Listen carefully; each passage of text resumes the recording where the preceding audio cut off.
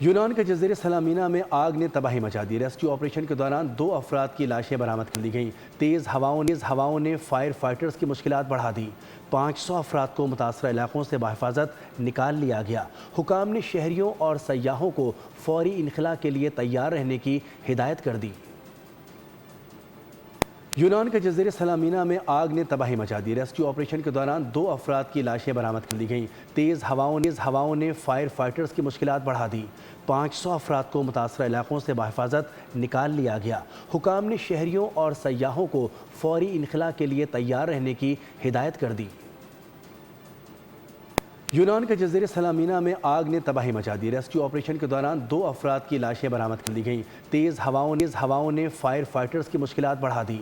500 افراد کو متاثرہ علاقوں سے بحفاظت نکال لیا گیا۔ حکام نے شہریوں اور سیاحوں کو فوری انخلاء کے لیے تیار رہنے کی ہدایت کر دی۔